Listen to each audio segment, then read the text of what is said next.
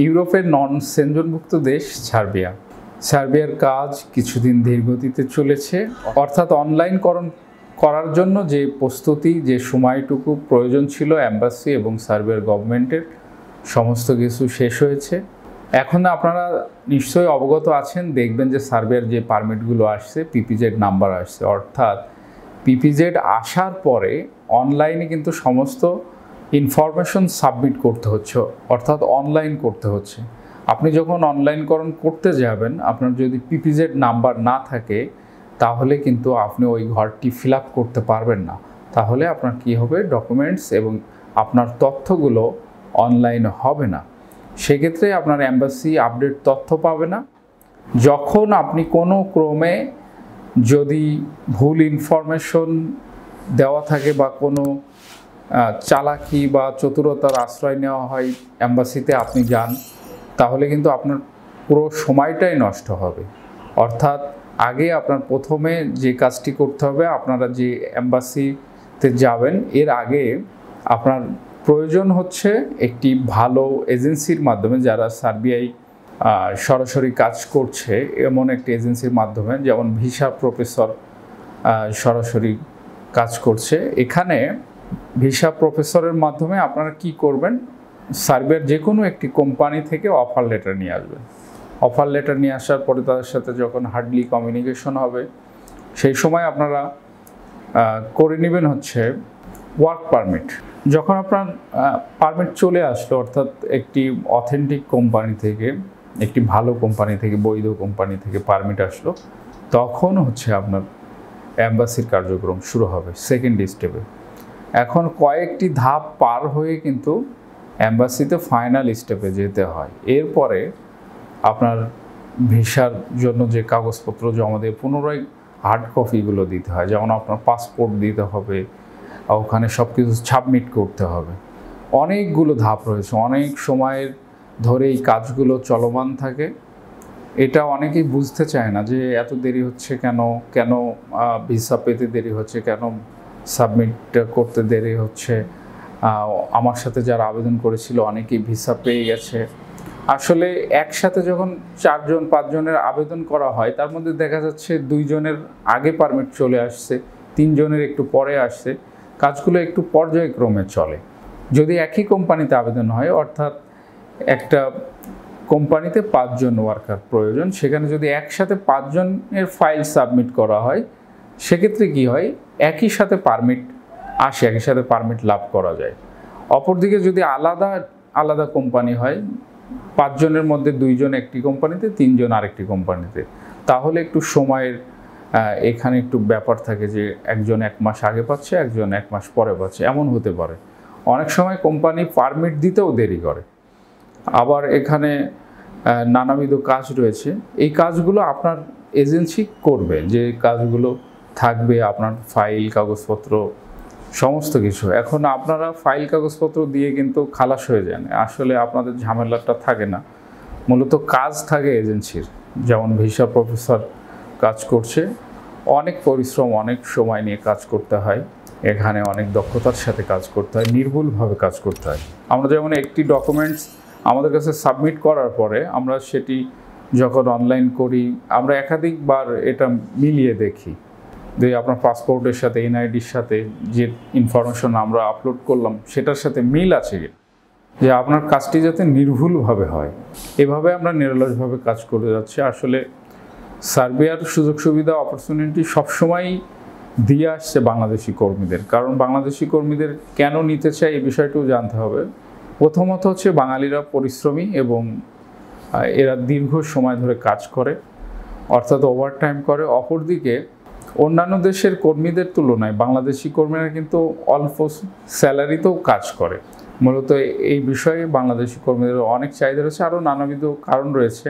বিশেষ করে এশিয়া থেকে বাংলাদেশি সহ বিভিন্ন যে পাকিস্তান, অন্যান্য দেশগুলো আছে, ইন্ডিয়া, সবগুলো মিলে বহু কর্মী সার্বিয়ার গভর্নমেন্ট নিতে চাচ্ছে, অর্থাৎ সার্বিয়ার কোম্পানিগুলো চাহিদাপত্র পাঠাচ্ছে। অপরদিকে যারা স্কিল, যে কাজ জানেন, এজেন্সির কাছে এসে তারা বলে থাকেন যে আমি এই কাজ জানি, আমাকে একটি জব দিন, এই জবে আমি যেতে চাই।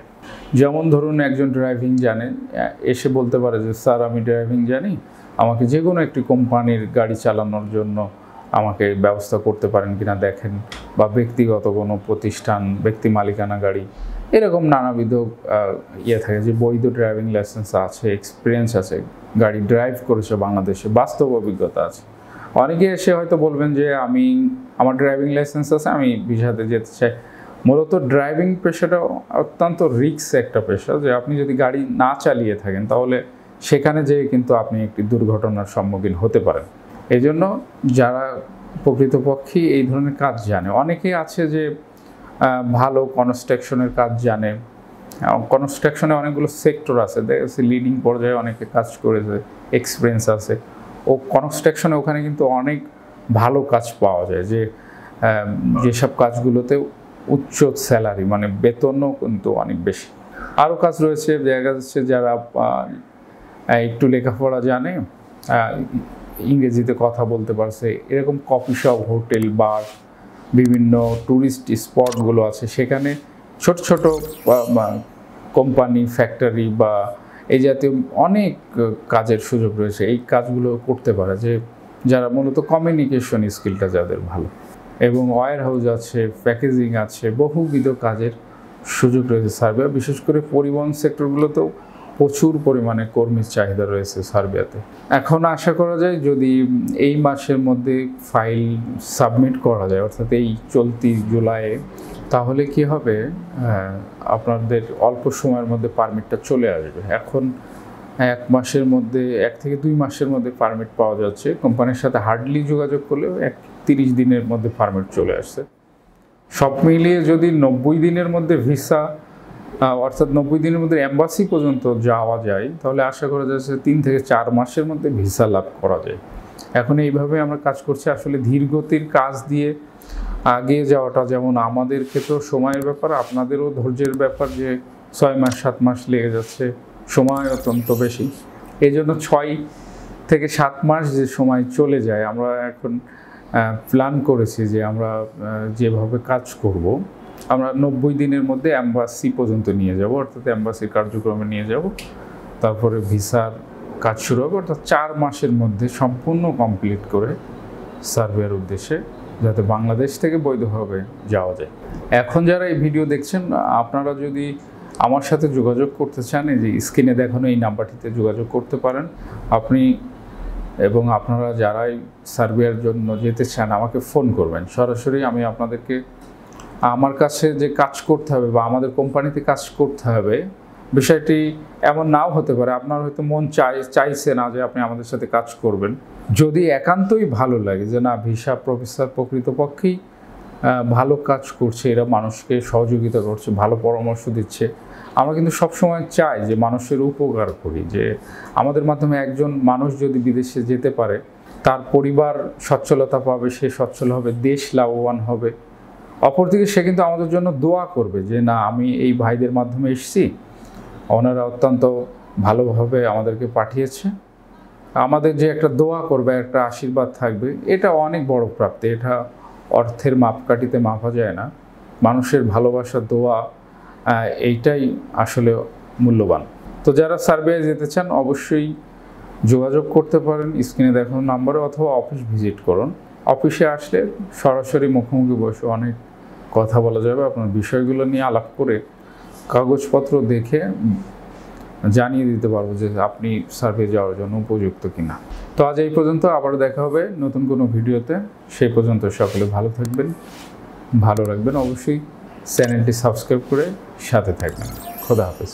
ভিসা প্রফেসরে ফাইল জমা দিতে ফোন করুন 09666 912045 অথবা 01735733080 অথবা 01735724716 অথবা 01312711 এবং ইমেল করতে পারেন visaprofessor2023@gmail.com।